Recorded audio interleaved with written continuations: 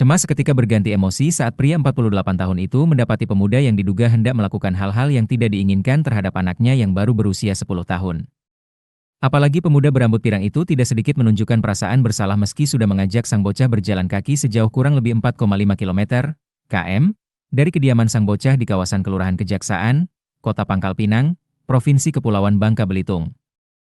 Agus mengenang peristiwa yang terjadi pada Kamis 28 Agustus malam lalu. Setelah mencari keberadaan anak keduanya yang berumur 10 tahun sejak pukul 16 WIB, dia mendapati sang putra berada di kawasan Selindung, tepatnya di depan toko retail di Jalan Raya Pangkal Pinang Sungai Liat, sekitar pukul 21 waktu Indonesia Barat. Putranya itu pun ditemukan setelah seorang pedagang es di lokasi tersebut melihat dan menahannya di sana. Agus tak bisa membayangkan peristiwa yang bisa menimpa anaknya dan seorang anak lainnya yang juga ikut dibawa, jika permintaan anak-anak tersebut dipenuhi pemuda yang membawanya.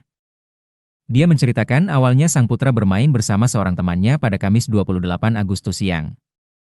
Mereka pamit hendak memancing di kawasan kolong jembatan 12 yang tidak jauh dari kediaman mereka.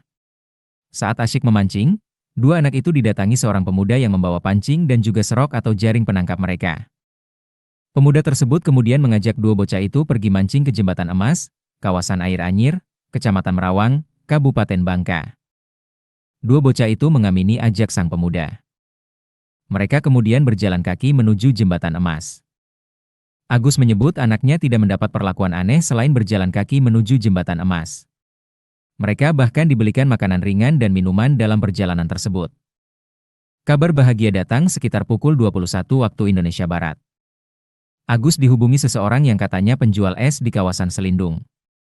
Pengirim kabar itu juga menyertakan foto sang anak yang dicarinya. Serupa disampaikan Rita Sonya, 58, nenek dari teman anak Agus yang mengalami kejadian yang sama. Kata Sonya, cucu laki-laki yang duduk di kelas 1 SD itu pamit dari rumah hendak memancing di Jembatan 12. Seingatnya, sang cucu pamit sekitar pukul 14 waktu Indonesia Barat. Sonya memang mengasuh cucunya sehari-hari karena kedua orang tua sang cucu sibuk. Ibu cucunya itu tengah mengurus bayi, sementara sang ayah bekerja di salah satu kantor pemerintahan provinsi. Menurut Sonya, cucunya sudah terbiasa memancing di sungai dekat Jembatan 12, yang jaraknya hanya sekitar 300 meter dari rumah atau sekitar 5 menit berjalan kaki. Biasanya, ia ditemani seorang teman tetangga yang duduk di kelas 5 SD. Sonya mulai gelisah ketika sekitar pukul 17 WIB cucunya belum pulang. Biasanya, pada waktu jam segitu, cucunya itu sudah pulang untuk makan dan mandi. Ia pun mencoba mencari sendiri ke sekitar kampus Pertiba dan jalur yang biasa dilewati cucunya, tetapi hasilnya nihil. Pada pukul 17.30 WIB, ia akhirnya menelpon orang tua sang anak dan mengabarkan bahwa cucunya belum kembali. Keluarga besar dan warga sekitar apalagi orang tua dari anak tetangga sampai mengabarkan seluruh orang yang ia kenal untuk mencari anak mereka. Semua warga hingga RT ikut turun tangan melakukan pencarian.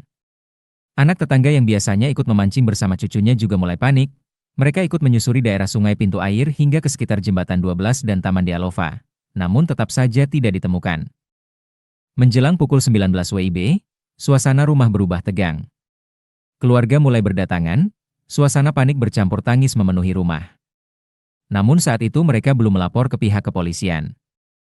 Sebagai gantinya, keluarga memutuskan menyebarkan informasi anak hilang ke media sosial dengan harapan ada warga yang melihat. Sekitar pukul 19.30 WIB, postingan itu menyebar luas, bahkan ada anggota keluarga yang mencoba meminta bantuan orang pintar untuk mencari petunjuk keberadaan sang bocah. Dijanjikan Rp200.000 sesampainya di rumah, cucu Sonya langsung diberi teh hangat dan makanan, meskipun bocah itu mengaku sudah kenyang. Tidak ada tanda-tanda luka atau hal aneh pada tubuhnya, hanya terlihat sangat kelelahan setelah berjalan jauh. Sonya menyebut, cucunya bercerita kalau mereka diajak seorang pemuda untuk pindah memancing ke Jembatan Emas. Anak-anak yang polos itu langsung mengiyakan meski tak tahu di mana letak Jembatan Emas. Setelah maghrib, dua bocah itu mulai merasa lelah dan ingin pulang, tetapi pemuda itu terus membujuk dengan janji uang.